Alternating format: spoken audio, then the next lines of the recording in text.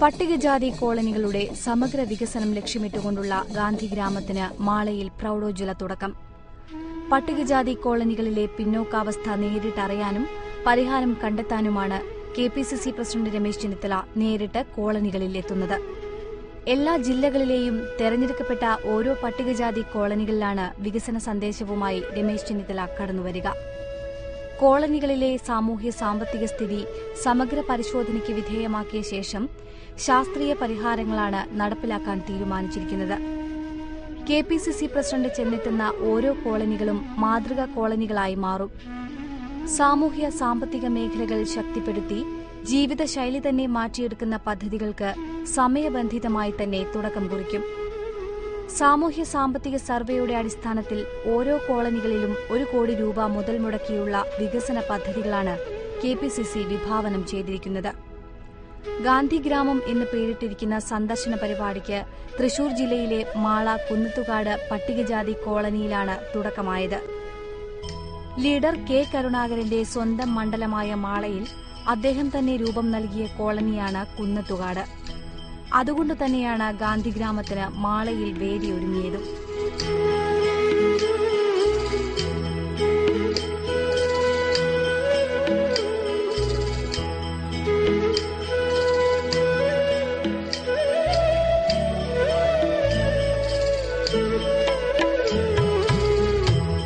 സംസ്ഥാനമൊട്ടാകെയുള്ള ഈ സന്ദർശന പരിപാടിക്ക് ആവേശകരമായ വരവേൽപ്പാണ് ലഭിച്ചത്. മുതിർന്ന ഒരു നേതാവ് ക്ഷേമാന്വേഷണങ്ങൾക്കായി കോളനിയിലെ മുഴുവൻ വീടുകളും കയറിയിറങ്ങുന്നത് പുതിയ അനുഭവങ്ങൾക്ക് തിരികൊളുത്തി.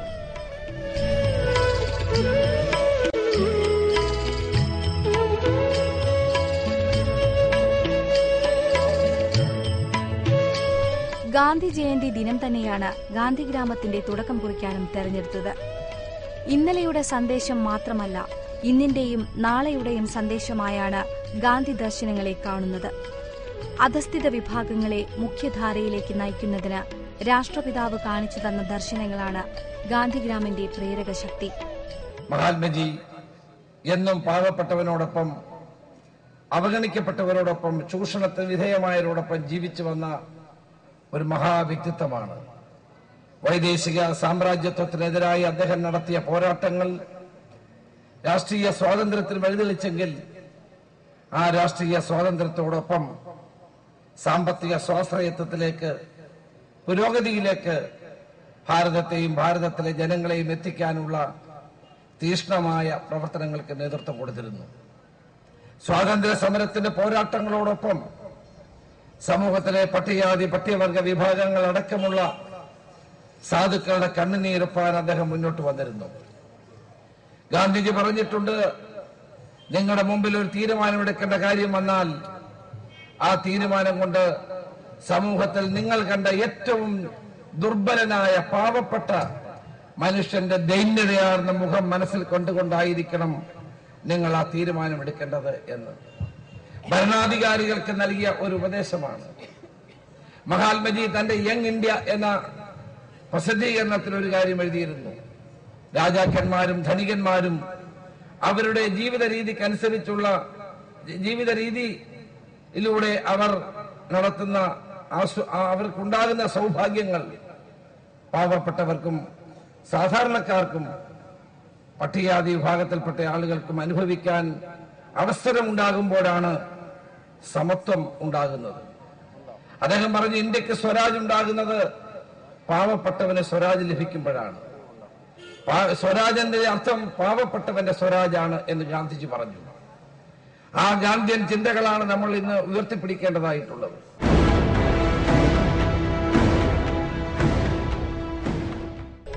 പട്ടികജാതിക്കാർക്കു വേണ്ടി ഏറെയും ചെയ്യാനുണ്ടെന്ന കാഴ്ചപ്പാടാണ് ഗാന്ധിഗ്രാമം സന്ദർശനത്തെ മുന്നോട്ട് നയിക്കുക. വളർച്ചയുടെയും വികസനത്തിന്റെയും മികച്ച മാതൃകകളായി 14 കോളനികൾ സംസ്ഥാനത്ത് തലയുയർത്തി നിൽക്കും. മറ്റു കോളനികൾക്കും ഈ മാറ്റം ഉൾക്കൊണ്ട് മാതൃകാ കോളനികളാകാൻ അവസരങ്ങളും ഉണ്ടാകും. ഇത്തരത്തിൽ സമഗ്രമായ മാറ്റങ്ങൾ ലക്ഷ്യമിട്ടുകൊണ്ടാണ് ഗാന്ധിഗ്രാമിന് കുന്നത്തുകാട് കോളനിയിൽ തുടക്കമായിരിക്കുന്നതും. ഈ 14 കോളനികൾ ഞങ്ങൾ ഏറ്റെടുക്കുകയാണ്. ഈ കോളനികൾ ഏറ്റെടുക്കുന്നത് കേരളത്തിന്റെ പട്ടികജാതി വിഭാഗങ്ങൾ അനുഭവിക്കുന്ന പ്രയാസങ്ങൾ നേരിട്ട് കാണുവാനും അവ മനസ്സിലാക്കാൻ ഇതിനു വേണ്ടി സോഷ്യോ എക്കണോമിക് സർവേ, സാമൂഹ്യ സാമ്പത്തിക സർവേ ഞങ്ങൾ നടത്തുന്നുണ്ട്. ഒരു ഫോറം ഇവിടെ അച്ചടിച്ച് ഇന്നലെ വിതരണം ചെയ്തിട്ടുണ്ട്. അത് നമ്മൾ കളക്ട് ചെയ്യുന്നുണ്ട്. അതിലൂടെ അവർ അനുഭവിക്കുന്ന പ്രയാസങ്ങൾ ഞങ്ങൾ മനസ്സിലാക്കുകയാണ്. അതിന് പരിഹാരമുണ്ടാകണം, ഒരു സാമൂഹ്യ അവബോധം ഉണ്ടാകണം. കേരളത്തിലെ പട്ടികജാതി കോളനികൾ നടന്നുകൊണ്ടിരിക്കുന്ന അനീതി, അവർക്ക് നീതി ലഭിക്കാത്ത സാഹചര്യം, പട്ടികജാതി വിഭാഗങ്ങൾക്ക് വേണ്ടി മാറ്റിവെക്കപ്പെട്ട തുകകൾ ഇടനിലക്കാർ തട്ടിക്കൊണ്ടുപോകുന്നത്, ഉദ്യോഗസ്ഥന്മാരുടെ അനാസ്ഥ, ഈ പദ്ധതികളൊന്നും അവർക്കെത്താത്ത പോകുന്നതിന്റെ പ്രശ്നങ്ങൾ, ഇതെല്ലാം മനസ്സിലാക്കാൻ വേണ്ടിയിട്ടുള്ള ഒരു തീവ്രയത്ന പരിപാടിയാണ് KPCC ആവിഷ്കരിച്ചിട്ടുള്ളത്.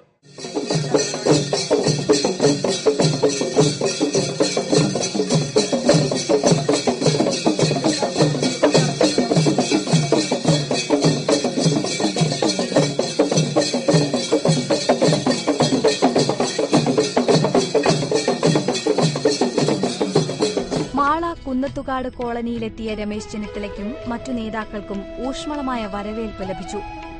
പരമ്പരാഗത കലാരൂപങ്ങളുടെ അകമ്പടിയോടെ സ്വീകരണ ചടങ്ങുകൾ ശ്രേഷ്ഠമാക്കി. ഒരു ദിവസം മുഴുവൻ കോളനിയിൽ ചെലവഴിക്കാനാണ് രമേശ് ചെന്നിത്തല എത്തിയത്. പ്രാതലും ഉച്ചയൂണും കാപ്പിയുമെല്ലാം കോളനി നിവാസികൾക്കൊപ്പം വിശേഷങ്ങൾ പങ്കുവച്ചാണ് കഴിച്ചത്.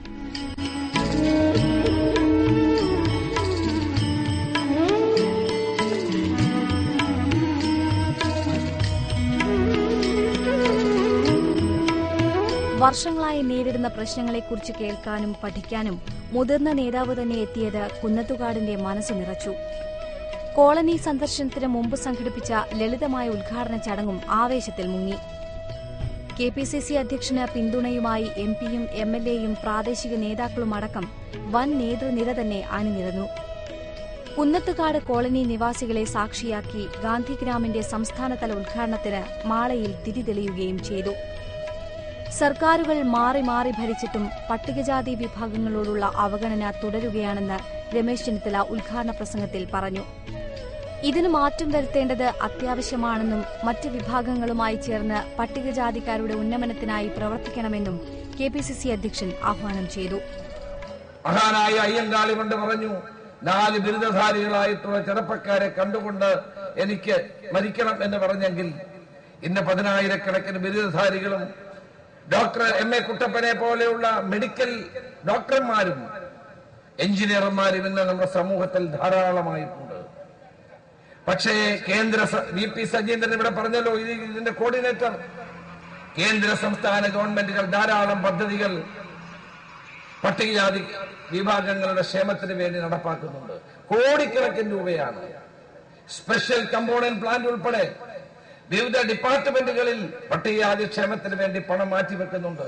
പട്ടികജാതി കോർപ്പറേഷൻ മുഖേന, കേന്ദ്ര കോർപ്പറേഷൻ മുഖേന ഈ മാറ്റിവെക്കുന്ന പദ്ധതികൾ പലപ്പോഴും ഈ പാവപ്പെട്ടവർക്ക് എത്തുന്നില്ല എന്നുള്ളതാണ് വസ്തുത.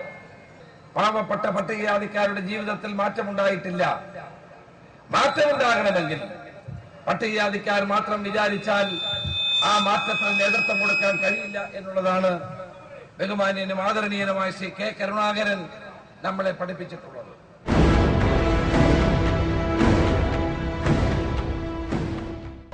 ഗാന്ധിഗ്രാമിന്റെ സംസ്ഥാന കോർഡിനേറ്റർ VP സജീന്ദ്രൻ, മുൻ മന്ത്രിമാരായ Damodaran Kalassery, Pandalam Sudhakaran, doctor MA Kuttappan, TN Prathapan MLA, KP Dhanapalan MP, DCC president V. Balaram തുടങ്ങി നിരവധി മുതിർന്ന നേതാക്കൾ ചടങ്ങിന് സാക്ഷ്യം വഹിച്ചു. ജില്ലയിലെ മുതിർന്ന പട്ടികജാതി വനിതാ നേതാവ് ചെമ്പൂരി ചക്കിപ്പെണ്ണിനെ ചടങ്ങിൽ പൊന്നാടയണിയിച്ച് ആദരിച്ചു.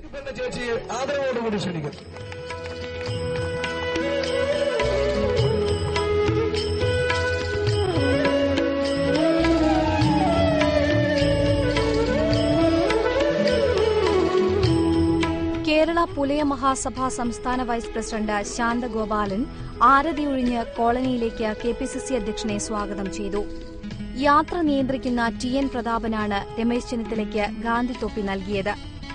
കോളനിയിൽ തയ്യാറാക്കിയ പ്രാതൽ കഴിച്ചാണ് സന്ദർശനം തുടങ്ങിയത്. കോളനിയെക്കുറിച്ചുള്ള വിവരങ്ങളെല്ലാം പ്രാതലിനൊപ്പം ചോദിച്ചറിയുകയും ചെയ്തു.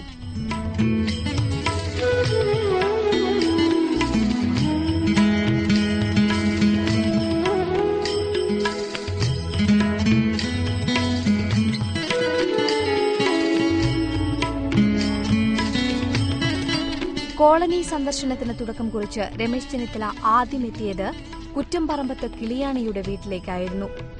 80 വയസ്സ് പിന്നിട്ട ഇവർ ഒറ്റയ്ക്കാണ് താമസം. കിളിയാണിയുടെ ക്ഷേമാന്വേഷണങ്ങൾ തിരക്കിയ ശേഷം തളാട്ട് വേലായുധന്റെ വീട്ടിലേക്ക്. നിരവധി പ്രശ്നങ്ങൾക്ക് ഫോണിലൂടെ അപ്പോൾ തന്നെ പരിഹാരമാർഗങ്ങൾ തേടി. തീർക്കാവുന്നവ അപ്പോൾ തന്നെ തീർത്താണ് സന്ദർശനം തുടർന്നത്. വെറും ഒരു സന്ദർശനം എന്നതിലുമുപരി സാന്ത്വനം നൽകിയായിരുന്നു ഗാന്ധിഗ്രാമത്തിന്റെ യാത്ര മുന്നേറിയത്. കോളനിയിൽ ആകെയുള്ള 147 വീടുകൾ ചെന്നിത്തല സന്ദർശിച്ചു. മുഴുവൻ പേരുടെയും പ്രശ്നങ്ങൾ പഠിച്ച് സമഗ്രമായ റിപ്പോർട്ട് സർക്കാരിന് സമർപ്പിക്കുകയാണ് ലക്ഷ്യം. കോളനി സന്ദർശനത്തിനിടെ പട്ടികജാതിക്കാരുടെ പ്രശ്നങ്ങളെക്കുറിച്ച് മാധ്യമപ്രവർത്തകരോടും KPCC പ്രസിഡന്റ് സംസാരിച്ചു. അപ്രായോഗിക പദ്ധതികൾ പട്ടികജാതിക്കാർക്കായി സർക്കാർ ആവിഷ്കരിക്കരുതെന്ന് അദ്ദേഹം ആവശ്യപ്പെട്ടു. പദ്ധതികൾക്കായി അനാവശ്യ മാനദണ്ഡങ്ങൾ ഏർപ്പെടുത്തുകയുമരുത്. സന്ദർശിക്കുന്ന 14 പട്ടികജാതി കോളനികളും മാതൃകാ കോളനികളാക്കാൻ മുഖ്യമന്ത്രിയോട് അഭ്യർത്ഥിച്ചതായും രമേശ് ചെന്നിത്തല തുടർന്ന് പറഞ്ഞു. 14 കോളനികൾ സന്ദർശിച്ച ശേഷം ഇതിന്റെ ഒരു അസസ്മെന്റ് നടത്തിയിട്ട് എന്തെല്ലാമാണ് പട്ടികജാതി കോളനികളുടെ പട്ടികജാതി വിഭാഗങ്ങളുടെയും സമഗ്രമായ സാമൂഹ്യ പുരോഗതിയും സാമ്പത്തിക സ്വാശ്രയത്വവും നേടാൻ വേണ്ടി എന്തെല്ലാം ചെയ്യണമെന്നുള്ള നിർദ്ദേശം ഗവൺമെന്റ് കൊടുക്കും. മുഖ്യമന്ത്രിയോടും മുഖ്യമന്ത്രി ശ്രീ ഉമ്മൻചാണ്ടിയോടും അതോടെ പട്ടികജാതി വകുപ്പ് മന്ത്രി ശ്രീ അനിൽകുമാറിനോട് ഞാൻ സംസാരിച്ചിരുന്നു. അതുപോലെ തന്നെ നമ്മുടെ പ്ലാനിംഗ് സംവിധാനത്തിൽ പണം ചെലവഴിക്കുന്ന പ്ലാനിംഗ് ബോർഡും പ്ലാനിംഗ് കമ്മീഷനുമാണ്. കേന്ദ്രത്തിലെ പ്ലാനിംഗ് കമ്മീഷന്റെ മുമ്പിലും സംസ്ഥാനത്തെ പ്ലാനിംഗ് ബോർഡിന്റെ മുമ്പിലും ഞങ്ങളുടെ ഈ അനുഭവങ്ങളുടെ വെളിച്ചത്തിൽ അവരെ യാഥാർത്ഥ്യബോധത്തോടുകൂടി പട്ടികജാതി വിഭാഗങ്ങൾക്കുള്ള പദ്ധതികൾ രൂപീകരിക്കണം. പ്രായോഗികമല്ലാത്ത പദ്ധതികൾ വെറുതെ കടലാസിൽ എഴുതി വെച്ചിട്ട് യാതൊരു കാര്യവുമില്ല, നടപ്പാക്കാൻ പോകുന്നില്ല. പല പദ്ധതികൾ നടപ്പാക്കാത്തതിന്റെ കാരണം അതിന്റെ മാനദണ്ഡങ്ങളുടെ കുഴപ്പമാണ്. പ്ലാനിംഗ് ബോർഡും പ്ലാനിംഗ് കമ്മീഷനും ഒക്കെ തയ്യാറാക്കുന്ന പല മാനദണ്ഡങ്ങളും പ്രായോഗിക അടിസ്ഥാനത്തിൽ വരുമ്പോൾ അത് അപ്രായോഗികമായി മാറുകയാണ്. അപ്പോൾ അതുകൊണ്ടാണ് പല ഫണ്ടും ചെലവഴിക്കാതെ പോയിട്ടുള്ളത്. അപ്പോൾ ഇതെല്ലാം സംബന്ധിച്ച് പ്ലാനിംഗ് ബോർഡും പ്ലാനിംഗ് കമ്മീഷനും സ്റ്റേറ്റ് ഗവൺമെന്റിനും ഒക്കെ ഇത് നൽകി അവരുമായി ചർച്ച നടത്തിയിട്ട് ഇതിനൊരു പുതിയ പദ്ധതി കണ്ടെത്തുക എന്നുള്ളതാണ് നമ്മുടെ ലക്ഷ്യം. അതുപോലെ തന്നെ ഞാൻ സന്ദർശിക്കുന്ന 14 കോളനികളും മോഡൽ കോളനികളാക്കി മാറ്റണമെന്നുള്ള ആവശ്യം കൂടി സംസ്ഥാന ഗവൺമെന്റിന്റെ മുമ്പിൽ വെക്കുന്നുണ്ട്. കേന്ദ്ര സംസ്ഥാന സർക്കാരുകളുടെ പദ്ധതികൾ, സംസ്ഥാനങ്ങൾക്കായുള്ള കേന്ദ്രാവിഷ്കൃത പദ്ധതികൾ തുടങ്ങി പട്ടികജാതിക്കാർക്ക് പ്രയോജനപ്പെടുന്ന പദ്ധതികൾ ഫലപ്രദമായി നടപ്പാക്കുന്നതിനുള്ള മാർഗനിർദ്ദേശങ്ങളും ഗാന്ധിഗ്രാമം യാത്രയിലൂടെ ഉദ്ദേശിക്കുന്നു. ഒപ്പം വിവിധ ധനകാര്യ സ്ഥാപനങ്ങളുടെ സഹായ പദ്ധതികളും മറ്റു തൊഴിൽ സാധ്യതകളും പരിശോധിക്കും. ആരോഗ്യം, വിദ്യാഭ്യാസം, കൃഷി, കൈത്തൊഴിൽ, ചെറുകിട വ്യവസായ വ്യാപാര സംരംഭങ്ങൾ, കലാകായിക രംഗങ്ങൾ തുടങ്ങിയ മേഖലകളിൽ അനുവദിക്കപ്പെടുന്ന ആനുകൂല്യങ്ങൾ പ്രാപ്യമാക്കുന്നതിനുള്ള മാർഗനിർദ്ദേശം നൽകാനും അക്കാര്യത്തിൽ സഹായിക്കാനും ഉദ്ദേശിക്കുന്നു. സർവ്വതോന്മുഖമായ ഉന്നമനത്തിലേക്ക് കോളനി നിവാസികളെ കൈപിടിച്ചുയർത്താൻ കഴിയുമെന്ന പ്രതീക്ഷയാണ് KPCCക്കും അധ്യക്ഷനുമുള്ളത്. കൂടാതെ സന്ദർശനവേളയിൽ കോളനി നിവാസികളുമായി നടത്തുന്ന ആശയവിനിമയത്തിന്റെ അടിസ്ഥാനത്തിലും സാമൂഹിക പ്രസ്ഥാനങ്ങൾ, സന്നദ്ധ സംഘടനകൾ, പൊതുപ്രവർത്തകർ തുടങ്ങിയവരുമായി നടത്തുന്ന ചർച്ചകളുടെ വിവരങ്ങളും ക്രോഡീകരിക്കും. സംസ്ഥാന സർക്കാരിന് സമർപ്പിക്കുന്ന സമഗ്ര റിപ്പോർട്ടിൽ ഇക്കാര്യങ്ങളും ഉൾപ്പെടുത്തുന്നു. കോളനികളിലെ കുടുംബങ്ങളുടെ വിശദമായ ഒരു സാമൂഹിക സാമ്പത്തിക സർവേ ആയിരിക്കും അടിസ്ഥാന റിപ്പോർട്ട്. ഈ റിപ്പോർട്ടിനെ ആധാരമാക്കിയാവും സഹായ പദ്ധതികൾ ഏതൊക്കെയാണെന്ന് തീരുമാനിക്കുക. ഇതിന്റെ നടത്തിപ്പിനായി ഓരോ കോളനികളിലും പ്രത്യേക കമ്മിറ്റി രൂപീകരിക്കും.